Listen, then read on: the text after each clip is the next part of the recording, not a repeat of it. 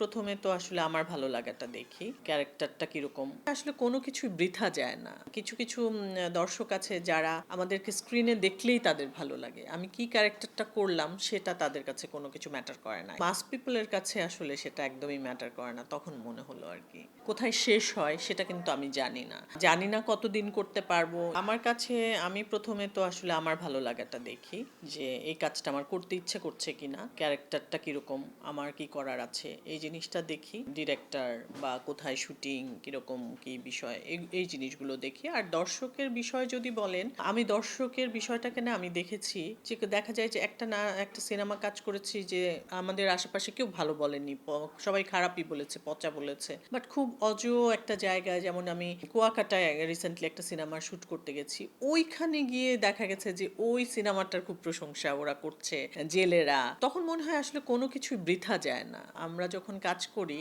কার জন্য কোন লেভেলটার জন্য কাজ করছি এটা আসলে চিন্তা করার কিছু নাই। কিছু কিছু দর্শক আছে যারা আমাদেরকে স্ক্রিনে দেখলেই তাদের ভালো লাগে। আমি কি ক্যারেক্টারটা করলাম সেটা তাদের কাছে কোনো কিছু ম্যাটার করে না। এটা কিন্তু আমার কাছে ম্যাটার করছে, বা আমাদের মিডিয়া ওরিয়েন্টেড লোকদের কাছে ম্যাটার করছে যে আমি কি ক্যারেক্টার করছি। কিন্তু মাস পিপলের কাছে আসলে সেটা একদমই ম্যাটার করে না। তখন মনে হলো আর কি আসলে এটা যদি বলেন, জিজ্ঞেস করেন, তাহলে তো বলতে হয় যে আমি যতদূর যেতে চেয়েছি এই জায়গাটাতেই আমার অবজেকশন আছে। কারণ আমি আসলে কোনো দূর যেতে চাইনি। কারণ এটা নিয়ে আমার কখনো কোনো প্ল্যানিং ছিল না যে আমি এই কাজটা এত দূর করব, এরকম কিছু না। সো এই কাজটা আমি, হয় না যে আমি একটা পথে আমি হাঁটা শুরু করেছি, এই পথটা কত দূর যায়, কত দূর কোথায় শেষ হয় সেটা কিন্তু আমি জানি না।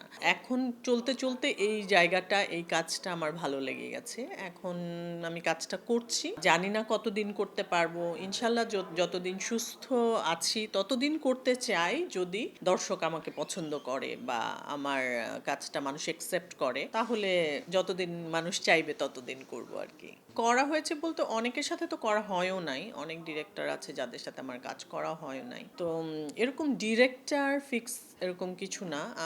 আমার কাছে মনে হয় আমি ফিল্মে কিছু ভালো ক্যারেক্টারে অভিনয় করতে চাই। লাইক মানে জীবনমুখী গল্প, যেটা নারী কেন্দ্রিক গল্প হতে পারে, সেরকম ক্যারেক্টারগুলো সিনেমাতে করতে চাই।